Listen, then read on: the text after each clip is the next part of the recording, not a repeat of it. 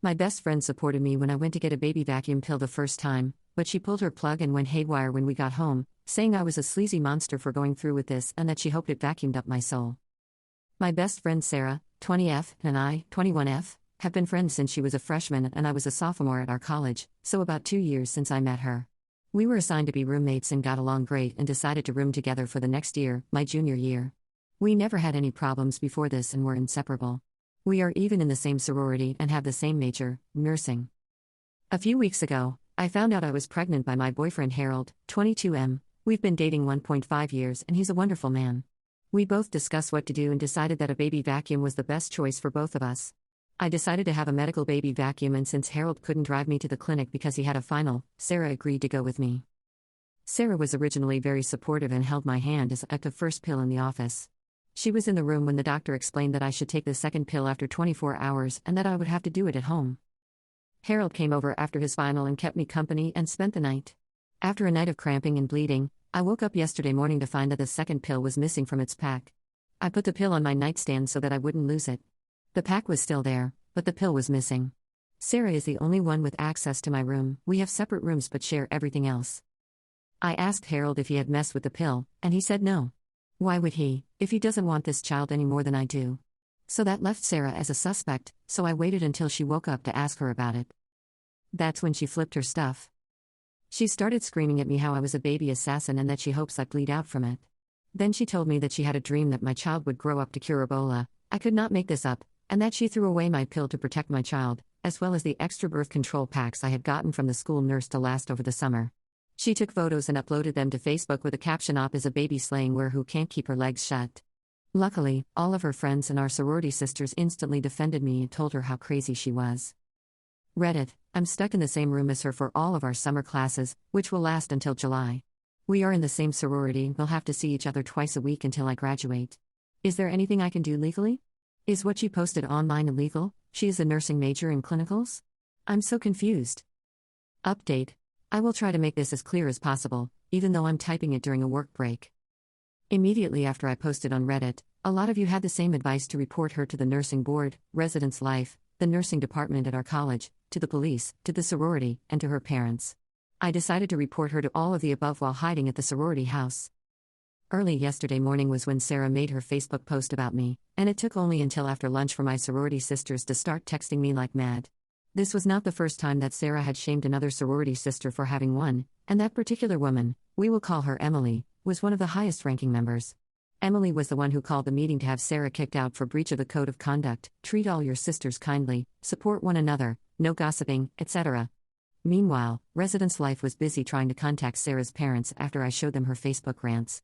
After the sorority contacted Sarah, she flipped out yet again on Facebook and started to rant about how she wanted to die. The RA on duty, also one of my good friends, had decided to go speak to her to see if they could help. At this point, it was clear to everyone that Sarah was not right in the head, because she was screaming at her through the door crack. Sarah refused to answer the door, so the RA decided to escalate it higher, and no one saw Sarah until the sorority meeting. The sorority meeting. At the meeting, everything seemed to be okay. Sarah was the last person to arrive and she just took her seat and acted normal. It was eerie to see her gush over everyone only hours after she pulled her stunt.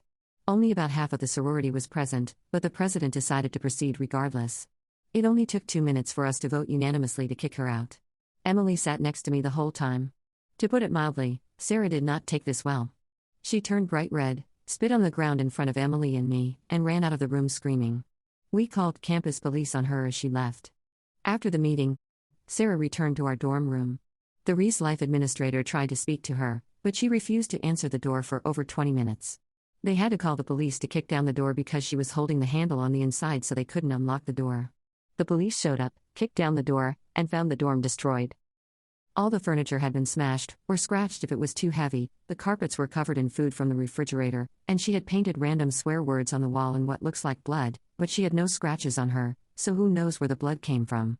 They found photos of Harold covered in lipstick in her purse. This wasn't like a kiss mark from lipstick, but more like she used the lipstick to entirely cover Harold's face like a crayon.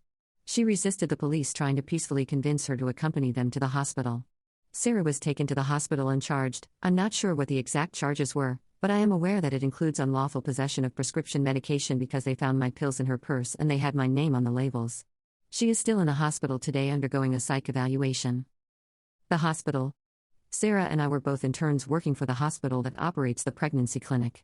I reported her to HR for theft, harassment, and privacy violations, along with giving them screenshots from Facebook. As of this morning, Sarah did not turn up for work, so she was terminated for no call, no show. HR had me in their office for an hour this morning asking if I would like to press for a HIPAA investigation. It turns out that some of her Facebook rants had information that could only be obtained through patient records. I have no idea what information it was, since it was the HR lady who found it. I said yes, because there's no way it would hurt for Sarah to be investigated. HR also notified the nursing board and the nursing department at my college independently of my reports. So I think that's pretty much everything. Sarah has been arrested and charged, kicked from the sorority, fired from her job, kicked out of the dorms, and numerous reports were made to the proper authorities.